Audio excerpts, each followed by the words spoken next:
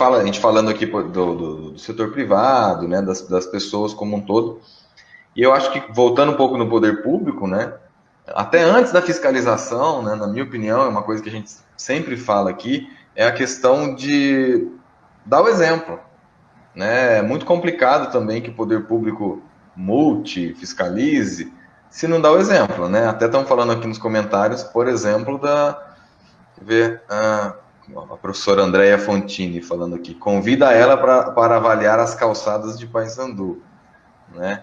E a gente vê, por exemplo, teve uma época que a prefeitura começou a multar as calçadas que não estavam dentro da norma, né, do setor Uhum. privado, mas aí você pega isso, a calçada da prefeitura estava toda quebrada, a calçada de algumas escolas municipais, né? Você não Todas. conseguia andar na calçada, né? Então, na minha visão, o primeiro passo é o poder público dar o exemplo, né? Então, os prédios públicos têm que estar 100% acessíveis, até para que o comércio, para que o setor privado em geral perceba as adaptações a mais que eles têm que fazer quando envolve, por Uhum. exemplo, como questões como o do danismo, né? Essa questão do exemplo é bem bacana, porque tinha um prédio, isso daqui é uns 2 anos atrás, que ele não tinha a rampa da calçada acessível. Então, assim, como que você vai dar o exemplo, né, igual você falou, se você não tem? Como que você vai cobrar dos comércios se você não é acessível, né? Então, e tem uma arquiteta agora na cidade que ela entrou há pouco tempo, mudou. Eu vejo que os pontos de vista dela é bem bacana, assim, sabe? Bem voltado para acessibilidade. Então, eu acredito que talvez daqui para frente tenha algumas mudanças favoráveis aí em relação a estar revendo alguns projetos, enfim, de acessibilidade, fazendo algumas vistorias, né, em alguns comércios. Acredito que talvez nós evoluamos um pouco. Desculpe, como que é o nome do município? É Cajati, é interior de São Paulo. Daqui até São Paulo dá mais ou menos umas 2 horinhas. Relativamente perto, né? Quantos habitantes tem? Tem 38. Ah, legal. É É quase mais ou igual. menos, mais ou menos igual Paysandu, né? Aqui a gente está por volta de 40 mil habitantes. E funciona bem o conselho da pessoa com deficiência aí ou não? Não, não funciona. Não, Ele não não, existe ou não dá resultado, assim? não dá resultado. Existe, mas não dá resultado. Você acha que não tem as reuniões ou não tem? Porque a gente vê assim, não só a questão desse conselho específico, mas Uhum. conselhos em geral de representação da população, muitos foram criados por obrigatoriedade legal, né? Então, o governo federal, para liberar recursos em tal setor, ele exige a criação de um conselho municipal específico. E aí, muitas vezes, só que aquilo não se desenvolve na prática, né? As resoluções tomadas ali não são efetivamente executadas, fica aquela coisa só para fazer ata, para falar que existe. O que você acha? Olha, eu acredito que aqui também está nessa situação. Ano passado teve uma semana da inclusão da pessoa com deficiência, semana da deficiência aqui do município.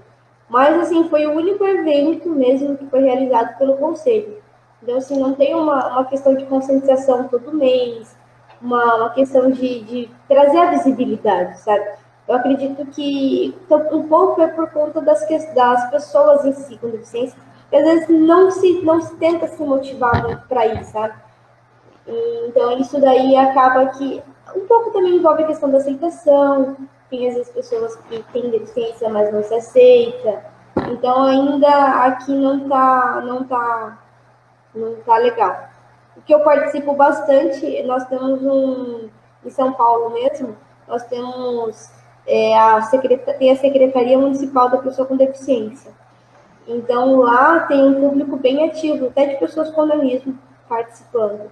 E a gente temos conseguido várias coisas assim bem bacanas. Já, que acho que tem uns 3, 4. Não, antes da pandemia, nós conseguimos conversar diretamente com o prefeito Bruno Covas Então, tivemos algumas reuniões bem bacanas, até com o pessoal da saúde, do transporte. Então, é um grupo que está bem bacana, assim, até para pegar de exemplo, né? Assim, alguns projetos trazer para a própria cidade em si. Ah, legal, né? E a gente sabe, né? É claro que em municípios menores não vai ter na estrutura um secretário da pessoa com deficiência, mas acho que independente do nome que você dá para esse cargo, se é secretário, se vai ser uma diretoria dentro de outra secretaria, mas o importante é ter a política, né? É ter a Sim. política. E é uma política que tem que ser, na minha opinião, dentro do poder público, ter uma política transversal, né? Ela tem que ter acesso a todas as outras áreas, né? Principalmente as áreas de atendimento ao público, saúde, né? Não é aceitável que em 2020 você tenha estruturas públicas de saúde que não são acessíveis.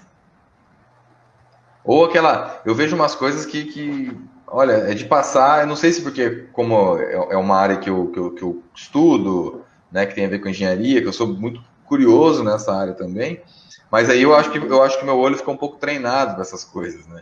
Então eu A gente passo e acaba falo. ficando mais. Bate o olho e você já fala, pô, não acredito. Umas Uhum. rampas, aí tem a rampa.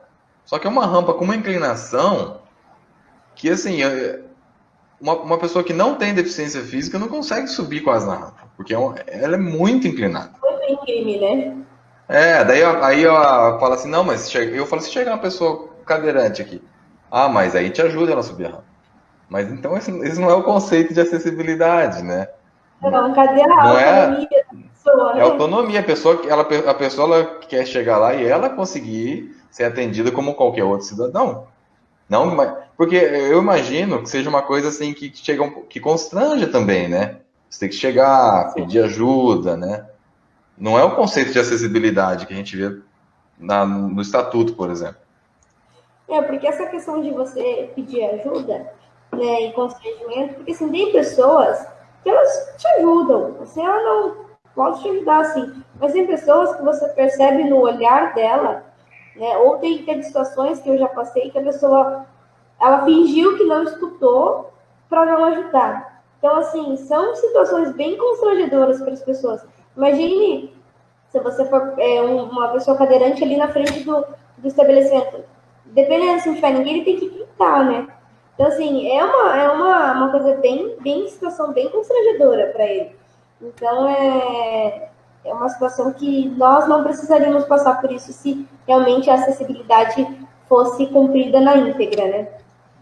Sem dúvidas. Eu queria voltar um pouco na questão do conselho, né? Porque tem algumas pessoas comentando desse assunto que a gente falou aqui, né? O professor André, ó, eu não falei que o conselho, o pessoal que participa não atua, né? Eu tenho amigos que participam, que participaram, o Célio, o Toninho, que foi vereador junto comigo, né? A Aninha Enz, que está falando, eu não sei se ela já participou, acredito que sim, né? O que eu falo é que muitas vezes as pessoas que vão lá de boa vontade, participam da reunião, dão ideias, e aí o Uhum. poder público não atua, né? Finge que não vê o que está na ata registrada ali, né? Aqui recentemente foi inaugurado um ginásio de esportes. Uhum. Pelo que eu conversei com algumas pessoas do conselho, tem alguns problemas graves assim de acessibilidade, né? Só que aí veio a pressão política para inaugurar, né? Porque ano de eleição. Então, como Tem assim que liberar o vocês. brecha. Como assim o conselho da pessoa com deficiência ousa, né, segurar a inauguração? É tipo isso, né? E aí fica em segundo plano, a política vem primeiro, né? Mas ela tá falando assim, até que incomodamos bem, né? A professora André. Não, entre aspas, o conselho tem que incomodar mesmo. Tem que fazer o poder público se mexer, né? Sim, porque senão as coisas acabam não acontecendo, né? Eu conversei com alguns amigos meus que já participaram, né, do conselho, e muitas vezes vai lá, participa, e depois fica até desanimado, né? Ó, até o Toninho tá falando comigo. O Toninho ele foi vereador junto comigo na legislatura passada, né? Ele é deficiente Uhum. físico. E ele está falando, ó, essa luta por acessibilidade é desafiante, mas vale a pena. Porque onde tem acessibilidade, a deficiência quase não aparece. Já tive problema com um balcão alto também, e com rampa muito inclinada, né? Ele tem uma. Ele foi o vereador mais votado aqui na legislatura passada. Ele tem uma deficiência física que é de nascimento, que os braços dele vão até aproximadamente o cotovelo e as pernas aproximam um pouco antes do joelho, assim. Ele usa uma bota adaptada e tal. E não, eu viajei bastante com ele. E eu percebi que os ambientes mais acessíveis, ele consegue acessar normalmente. Né? A dificuldade, assim, eu vi, por exemplo, self-service, né? Aí não tinha jeito. Aí ele falava, ó, vamos junto comigo e tal. Mas né, tá longe do ideal, né? Porque ele quer se servir. Sim. E essa questão do service, né, é uma situação bem delicada que eu passei. A gente precisa de ajuda. E aí eu estava num hotel, estava com uma pessoa que também tem nanismo, e aí uma pessoa do hotel ia nos ajudar para poder servir. E aí ela colocando, ela falou assim, nossa, vocês comem tudo isso. Sabe assim, além da gente não ter autonomia, tem essa questão de invasão de privacidade, porque assim, é constrangedor isso, você já precisar da ajuda da pessoa, né? Já tá analisando uma fila, né? Então assim, o brasileiro, ele perde um pouco o controle, né, no que pensar, no falar, enfim, no se intrometer de uma certa forma na vida das pessoas. Então é bem delicado. Quando você pede uma pessoa para te ajudar, claro, a pessoa está reparando o que você está comendo, né? E aí é uma questão de que intimidade que você deu para a pessoa. Ela não é tua amiga, não é nada, para ela ficar vendo o que você está comendo. E pior ainda, comentar, né? Comentar, assim, é muito chato, mas... E um preconceito assim, agora... embutido, né? É o preconceito que tem embutido. Porque, como que você com a estrutura pequena está comendo muito? É isso que ela pensou, provavelmente ela não falou, né?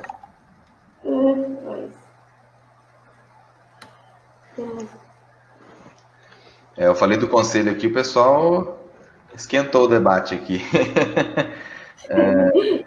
Quero mandar um abraço aqui para o Giovanni Lourenço, que está nos assistindo, a minha esposa Suene, que está nos assistindo. A Elis Regina está perguntando aqui sobre adaptações em faculdades e escolas. O que você acha? Olha, eu ingressei na faculdade há 5 anos atrás, né? E lá na faculdade tem um setor, né? Para isso, para atender as pessoas com deficiência, né? Que necessitem de algum auxílio. Quando eu cheguei na faculdade, esse setor foi me procurar para estar verificando as necessidades, as situações que eu queriam me atender. Daí eu comentei, né, que eu precisaria de uma mesa, uma cadeira separada, porque geralmente na faculdade é aquelas cadeiras com mesa junto, né? Então é muito alto para subir. Aí eles atenderam, o balcão da biblioteca era alto, eles fizeram uma parte rebaixada. Na cantina também, balcões. Aí mudaram a minha sala para mais próximo do portão, né? E também próximo da minha sala, que, sei lá, 10 metros, já tem um banheiro acessível banheiro acessível em si. Então, tudo que eu precisei, a faculdade prontamente disponibilizou para mim. Então, eu não tive problema algum com essa questão de locomoção lá dentro. O que me atrapalha um pouco é porque, assim, eu moro em Cajati e a faculdade que eu faço é em Registro. Então, de ônibus dá 1 horinha. A questão do transporte público já não é acessível, mas aí já não se enquadra na questão da escola, né, da faculdade, como ela comentou. Mas, sim, o prédio em si da faculdade, super adaptável. Mas você entrou numa questão importante, né? Transporte público, concessão pública, e não é acessível, né? Não. E o degrau não é alto, aí eu acabo tendo que utilizar o meu banquinho para subir. E a questão da catraca também, né? Tem o validador de passagem, também é alto. Aí eu entrei em contato com a empresa que presta o serviço e perguntei para eles, né, o que eles poderiam estar fazendo, porque eu não alcanço, e é constrangedor você sempre pedir para uma pessoa que está atrás ou está na sua frente, está passando, e aí, por enquanto, a medida que eles me passaram foi para estar entrando pela porta do meio. Essa porta do meio é a porta que tem aquele elevador para cadeira, né, para pessoa de cadeira de rodas. Então, eu entro e saio por lá, não estou validando a minha passagem mais. Até eles poderem estar, no caso, abaixando, enfim, fazendo uma adaptação para que eu consiga mesmo validar o meu cartão. E você falou da faculdade. A faculdade que você faz, ela é pública ou é particular? Particular. Particular. E você acha que as públicas estão melhor adaptadas ou não? Olha, eu vou ser bem sincero para você, eu não tenho esse dado porque não tenho ninguém que vivencia isso, né, na prática. Então, não sei te dizer como que... Mas, se falando em questão de pública, na época do colegial, quando eu estudei, não era nada adaptado. Assim, eu tive que pedir algumas situações, né, e que até quando eu saí da faculdade, da escola, eu não consegui. Banheiro acessível mesmo, na época não tinha. Então, é só cadeira e mesa mesmo, que é uma coisa meio que prática para conseguir, né? A Andrea, a professora Andrea, está falando da questão também da acessibilidade para as pessoas com deficiência visual, né? A gente vê que Sim. é bem complicado. Claro, né? A gente sabe que não vai ser de uma hora para outra, mas voltando um pouquinho na atuação do poder público, tem também a questão do plano de rotas acessíveis, né? Que para quem está assistindo, a prefeitura ela tem que definir quais são as rotas prioritárias no município, né? Então, dá para transformar a cidade inteira em acessível de uma hora para outra? Não dá. Mas dá para criar as áreas prioritárias. Então, as áreas que estão concentradas os serviços públicos, os serviços bancários, né, as principais avenidas de comércio. Então, você criar pelo menos regiões prioritárias que sejam próximo de 100% acessíveis, né? Que estejam vinculadas ao transporte público, né? Então, e eu não vi, eu trabalho em consultoria, formação em alguns municípios, eu não vi município ainda que implantasse de fato um plano de rotas acessíveis, nem município pequeno, nem município médio, nem município grande, assim. A gente volta naquela questão, a gente vê na lei, mas não acontece de fato, né? Essa questão da rota prioritária, aqui na cidade, eles refizeram a calçada da avenida principal, né? Eles refizeram com aqueles... Não sei se é paralelo, não é paralelo, é uma calçada que ela é com tijolinho encaixado. Desculpe, o paver? Isso, acredito que deve ser o paver. A calçada principal está toda com esse paver. Dos comércios, regularizaram a questão das rampas, porque, se eu não me engano, ele é instalado com areia, alguma coisa assim. Então, ele fica mais fácil de colocar a questão de altura. Então, isso acredito que é uma rota acessível, né? Colocaram aquele piso tátil, né, em frente a alguns estabelecimentos para dar a questão da pessoa com deficiência visual, né? Então, algumas coisas nesse sentido. Né, e essa questão de calçadas, né? Até hoje eu não vi um município que não tinha problema com calçadas, assim.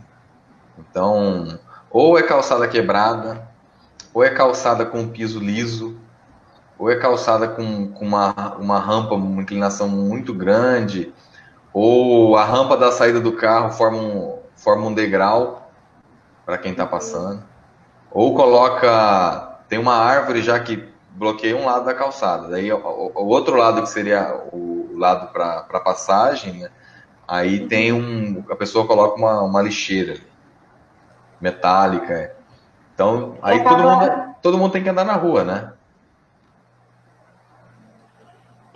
essa questão de calçada é uma coisa muito, muito difícil.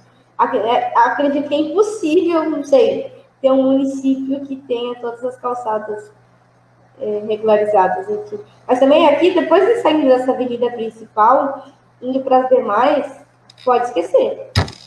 Não, a pessoa tem que andar mesmo, sei lá. Aqui na cidade eu acredito que tem umas 5, 6 pessoas. É pouco pelo número de habitantes, mas eles precisam de autonomia para se locomover, né? Eu acho que aí entra aquela questão da sequência que a gente defende, né? Então não dá para fazer tudo de uma vez, fato, né?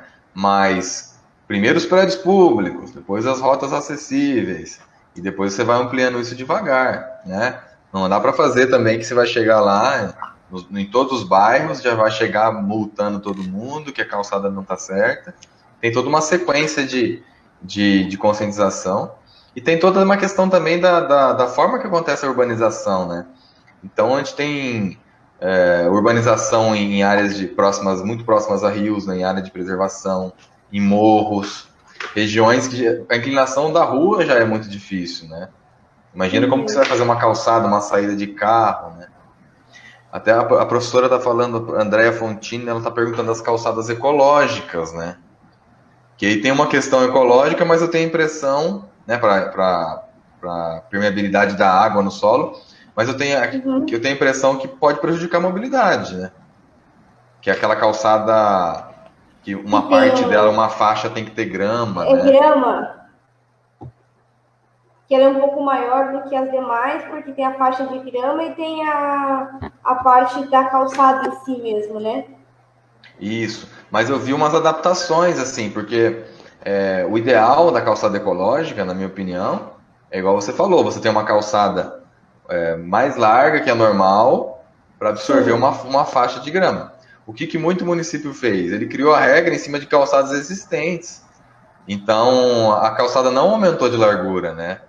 E aí a faixa trafegável, assim, ficou muito estreita. Muito estreita. Porque a calçada em si, ela já tem, depende se for perto de comércio, tem alguns comércios que acabam colocando algumas coisas na calçada. Enfim, a gente sabe que interior, acredito que é mais assim. Então a calçada já é curta. Aí você ainda perde uma parte por conta dessa calçada ecológica. Acredito que teria que ser só quando a calçada já ela é uma largura propícia para isso, né?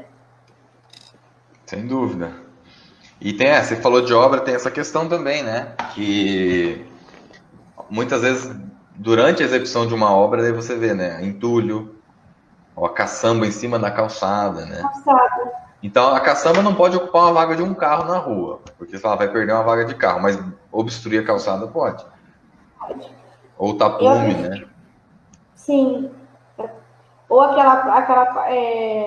quando acontece de colocar a caçamba e ela ainda quebra, né? Ou coloca perto de uma rampa, que eu já vi isso. Então, assim, impede totalmente o tráfego das pessoas, né? É difícil. Quero mandar um abraço aqui para o meu amigo Carlos Comini, que está nos assistindo. Ao Célio Martins, né, que comentei agora há pouco dele. Obrigado por participar, Célio. Boa noite. A Aninha, que falou que eu estava na dúvida, que ela falou que foi presidente do conselho. Obrigado pela informação, Aninha. Estava na dúvida, eu lembro que a gente conversou uma vez sobre isso, mas eu não tinha certeza, que faz um tempo já. A Néria está falando assim, né? Ela colocou uma frase aqui. Se o lugar não permitir o acesso a todas as pessoas, o lugar é deficiente, né? É uma mudança de visão, né? Sim. E aí eu queria te perguntar, né, sobre essa questão do preconceito mesmo. Você citou uma situação do buffet, né? Como que você enxerga essa questão do preconceito? A gente sabe que é um caminho longo, mas ainda tem muito preconceito. Como que é isso? Na questão do ambiente de trabalho ou na questão da busca por emprego? Como é que está isso na sua opinião? A questão do preconceito, voltado assim para as pessoas com nanismo, o histórico em si da pessoa com nanismo, né, tem muito, é um histórico que antigamente, se nascesse uma pessoa com nanismo na sua família, era questão de bruxaria. Então vem tudo isso, vem a questão da Branca de Neve. Então é uma questão cultural muito forte, né? E aí isso acaba que muitas pessoas têm um histórico que o pai já sofreu preconceito, acaba passando para o filho, e aí acaba prendendo muitas pessoas. Por isso que tem muitas pessoas com nanismo que não saem de casa, porque já sofreram muito preconceito, e você faz uma autodefesa. Eu não vou sair porque eu vou sofrer isso, vão me tirar foto de mim, vão apontar, olha o anãozinho, olha o baixinho, olha isso. Então, hoje a gente está colocando, vamos dizer assim, nos posicionando para quebrar isso. Mas eu já sofri muito preconceito. Mas igual essa questão do preconceito no mercado de trabalho. Tem pessoas que já me relataram no Instagram que ela precisa provar todo dia que é capaz de desenvolver uma determinada situação só porque as pessoas acabam olhando para a deficiência e não para a pessoa. Né? Você foca muito na deficiência. E eu, graças a Deus, na empresa que eu trabalho, não tem diferenciação, porque se tivesse, eu teria procurado um outro emprego, teria me posicionado melhor. Né? Eu sou uma colaboradora como qualquer outra pessoa. Né? Tenho sim as limitações, mas é em relação à questão de altura, como nós já falamos. Mas, no interior em si, igual aqui, na minha cidade, todo mundo me conhece, todo mundo conhece meu pai. Então, o preconceito, todo mundo já se acostumou, todo mundo já sabe quem é a Paulinha. Então, é tranquilo. Agora, assim, quando eu vou para São Paulo, eu vou nas palestras, eu vou fazer alguma coisa, eu percebo que é diferente, porque isso não deveria ser, né? Por ser uma cidade maior, uma cidade grande, onde as pessoas deveriam ter outra visão, né? E as pessoas apontam mesmo, tiram sarro. Uma vez eu estava num shopping e o pai olhou para as crianças, né? A criança aponta, porque criança, ela é ingênua, ela quer saber, né, o que é. Não é por Curiosa, maldade. né? Curiosa, né? Não é por maldade em si. Cabe aos pais, né, passarem a informação correta, né? E ele disse, não, olha lá, você tem que comer, porque se você não comer, você fica igual elas. A Anãozinha de Branca de Neve, sabe? Uma visão totalmente que você passa errônea para a criança, né? Você estimula um preconceito no futuro, né? Estimula no futuro, né? Não estou dizendo que você precisa dar uma explicação complexa, porque a criança não vai entender, né? Mas você basta você olhar e falar, olha, ela é uma adulta, igual mamãe e papai, enfim, só que ela só é pequena. Você vai introduzindo aos poucos, né? Mas não é tão severo como, sei lá, meu pai tem 45 anos, como eu converso com ele, não é como 45 anos atrás. Mas ainda é bem grande. Eu acredito que, não sei, mas eu acho que referente a algumas outras deficiências, eu acho que o nanismo sofre mais na questão do saco, porque eu acho que por conta da vivência que outras deficiências já se posicionaram. A gente está nessa luta agora, então a gente está começando a ser visto agora, né? Então é um pouco novo isso. São etapas, né? A gente sabe que o preconceito, em todas as faixas de preconceito, é uma coisa que vem enraizada muito forte na cultura, né?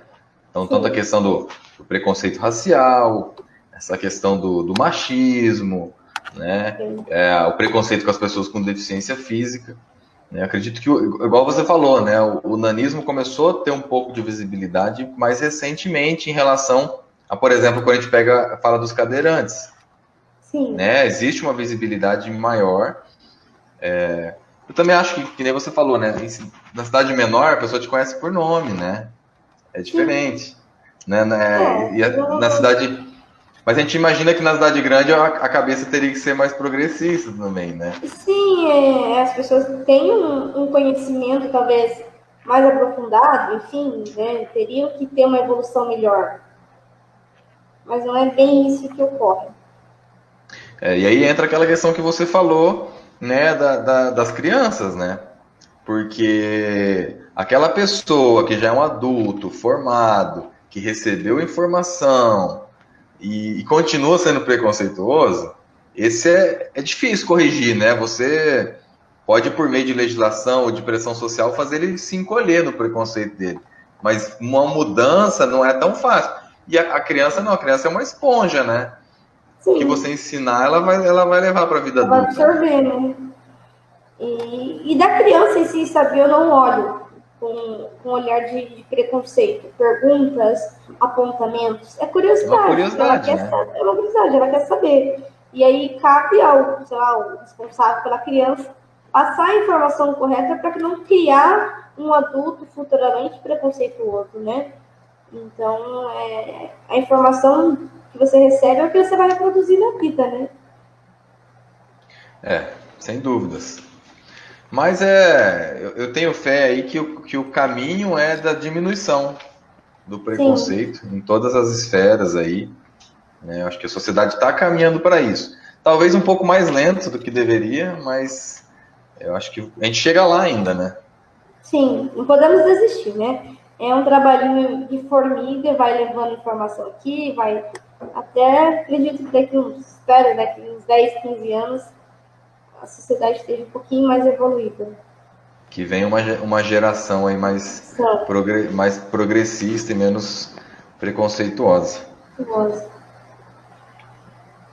Pessoal, quero agradecer, passamos um pouquinho de uma hora, quero agradecer a todos aí que estão nos assistindo, estão participando, tá? Já passar para vocês as próximas lives que a gente vai fazer. Então, no dia 26, sexta-feira, agora às 19 horas, a gente vai fazer uma live com a Isabela Cardoso e a Ariela Falsi para falar de empreendedorismo feminino, né? São duas empreendedoras, uma história bem legal aqui do município. E no dia 30, na terça-feira que vem, a gente vai falar com a Janaína Mantovani, que ela é uma das gestoras da Rede Feminina de Combate ao Câncer em Maringá, aqui do lado. Vai falar dos desafios e soluções aí para o terceiro setor. Paula, mais uma vez eu quero te agradecer, parabenizar pelo seu trabalho, acho muito interessante e é uma luta que a gente tem que empreender sim, porque começa com a visibilidade, né? A partir do momento enquanto não tem visibilidade é difícil pensar em mudança. Então quero mais uma vez te parabenizar e passar a palavra para a gente fazer um encerramento. Obrigado. Eu que agradeço. Deixa eu te perguntar uma coisa. Tem alguém com nanismo aí na sua cidade? Você chegou a ver? Já ou não? Você falou agora de Maringá. Eu tenho amigos que moram em Maringá, que tem nanismo também. Em Maringá, eu já vi pessoas com nanismo. Em Paissandu, que eu me recorde, não. Pode ser que tenha, né? Uma cidade de 40 mil habitantes. Pode ser que tenha. Mas que eu tô lembrando aqui, não. Mas em Maringá, eu já vi bastante gente. Maringá eu tenho... De repente você me apresenta esses teus amigos aí. Vamos fazer uma luta aqui para mudar na região aqui, ver se a gente melhora alguma coisa, né? Eu tenho não sei, né? Eu nunca fui para Maringá, mas a minha amiga trabalha no banco Sicop. Cicobi, Cicobi, isso. Eu sou cooperado lá, hein? Não sei se tem mais de um banco, né? Mas ela trabalha lá. Mas, Diego, obrigada mais uma vez pela oportunidade de estar falando sobre o nanismo, de levar sobre essa informação sobre o nanismo, que aos pouquinhos nós iremos disseminando isso, as pessoas vão ter mais conhecimento, né? E a gente só vai quebrar o preconceito com isso, com informação. Então, obrigada por disponibilizar o seu tempo, sua página, para a gente estar falando desse assunto tão importante. Eu que agradeço. Vamos à luta. Gente, obrigado a todos que estão nos assistindo. Um abraço e até a próxima, se Deus quiser. Obrigada, gente, todo mundo que assistiu aí, que participou com a gente. Muito obrigada. Até a próxima.